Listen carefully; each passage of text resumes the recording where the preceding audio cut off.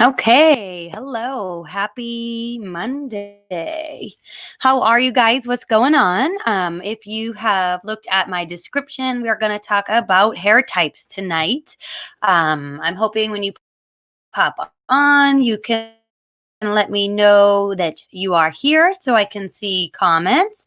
And if you are following me on any of my business pages or my hair pages, you will kind of have seen a post about this a little bit earlier. So I just wanted to kind of come on and do a little elaboration about the different types of hair, what they need, and get a little bit into that. So I'm going to pop and get right into it. If you're popping on again, let me know if you're here and what you think your hair type is, right?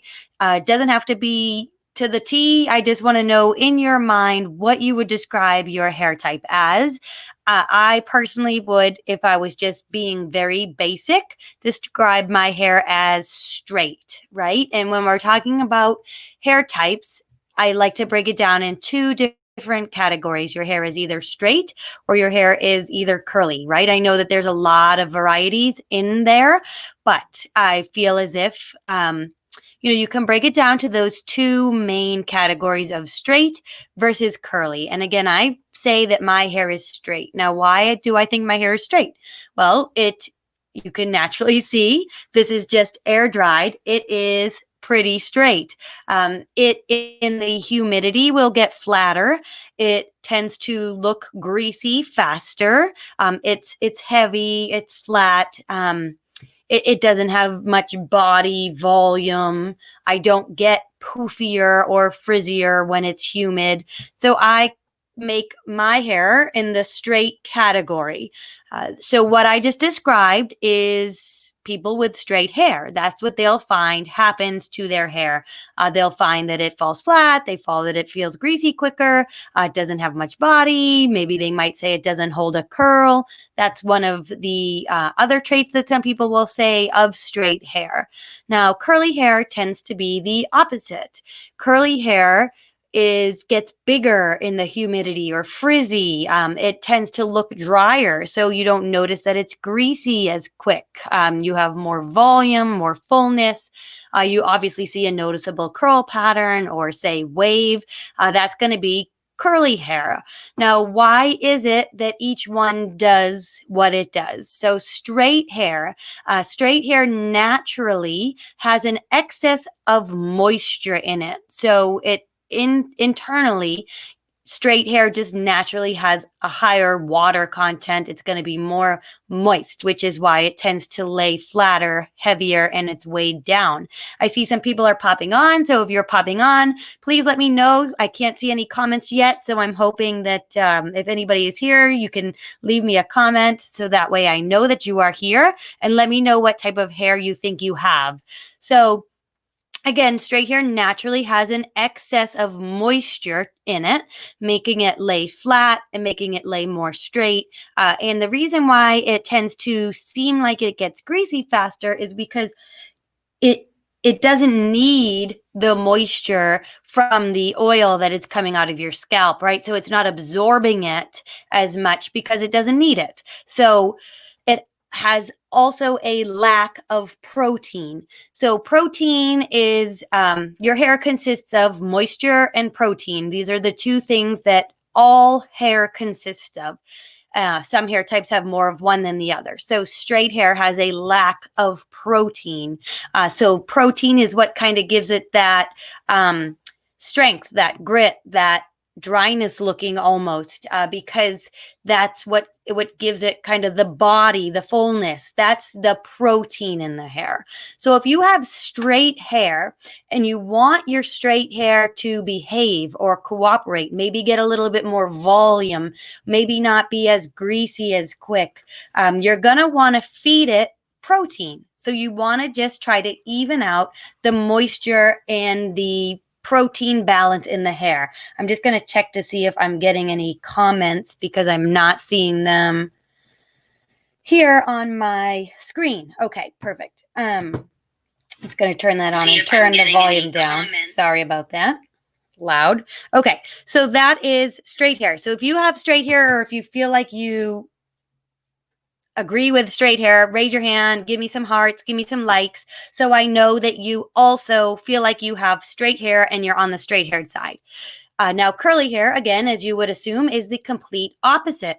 Curly hair has an excess amount of protein in it and it has a lack of moisture, hence why it gets frizzier, right? So, what's happening when curly hair gets frizzy, why it gets frizzy is because it's trying to swell and expand to catch the moisture that's in the air because it's lacking it. It doesn't have the moisture in the air, so it's trying to grab it. So it's literally opening up to try to absorb the moisture in the air to feed it what it needs. And it has an excess of protein, which is why it tends to be a little bit more resilient. It has a little bit more strength and body and volume.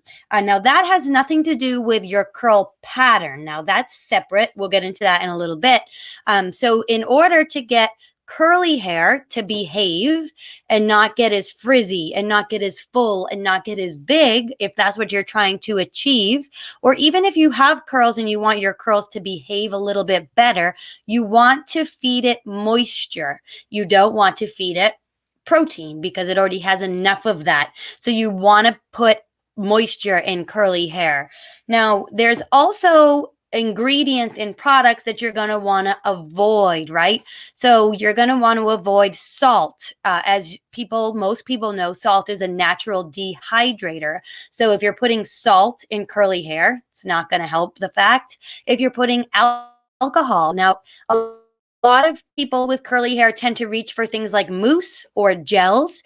Mousse and gels usually have a ton of alcohol in them. So that's, again, it's seeping out what little moisture you have in there. It's not going to help add the moisture that you need to balance out those curls. So definitely something that's very interesting that you need to try to pay attention to. Now, on the other hand, you would think, oh, that sounds great for something like straight hair. However, yes, are those things going to give you a short-term benefit? If you use salt or if you're using alcohol to absorb some of the moisture in your straight hair, you're going to notice a more fullness. It's going to absorb some of the moisture, but those things aren't beneficial to the hair. So you're actually can be damaging the outside of the hair by using those types of ingredients. You want to stick to more protein-based ingredients in order to feed it versus just remedy the situation, right? So it's like, I wish I had a good analogy here. Obviously, I can't think of one off the top of my head, but it's just kind of glazing over the symptoms and not actually fixing the symptoms. So that's something that you definitely want to pay attention to. So now I'm going to share my screen. And it looks pretty small. I can't tell how it looks on your screen. I'm going to see how it looks when it pops up on my screen. But what you're going to see is all of the different hair types and numbers that correlate with them, right? So maybe if you're looking a little bit later, let me see, I'll make it big. I'll make it big for you so you can kind of look at it real quick and decide what you think your hair type number would be, right? So now I say my hair is straight, but there are 3 different categories of straight there if you look at that. So I would probably say that my hair is more of like a 1B to 1C because even though it's straight, you can see it has a little bit of texture in it.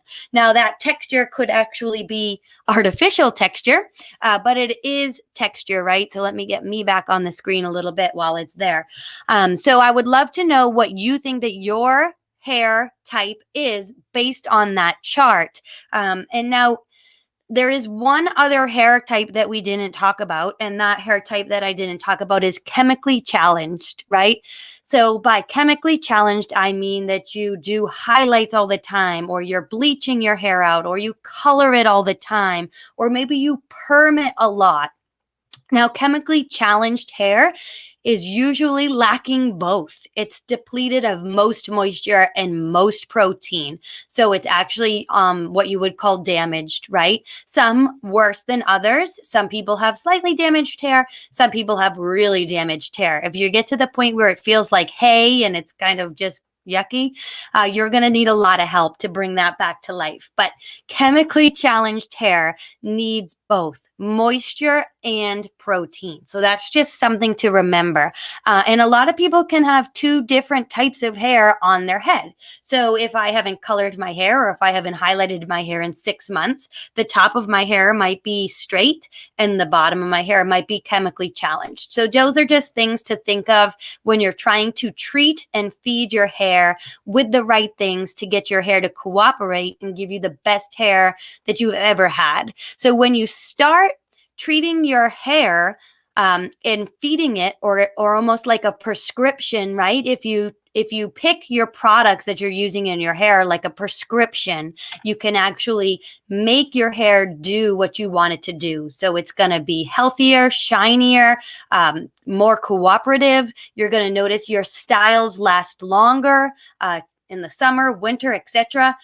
So it's definitely something that's very interesting. So I would love to know what you classify your hair as, what hair type you think you have, and if you need help kind of writing out that prescription for your hair and you're a little bit confused as to where you fall on the spectrum, let me know. I would love to help you out. I would love to help you figure out what type of hair type you have and what exactly you need to get the best hair for you to cooperate, and so that way you can actually learn to love your hair. So that's it for tonight. Thank you for joining me on this Monday night. If you're watching me on YouTube, please subscribe so you don't miss out on any more videos. And also, I am going to be going live again shortly. Within the next couple of days to kind of talk about different ingredients that you can look for to feed your hair types. So have a good night. Happy Monday. I hope you all have a good week.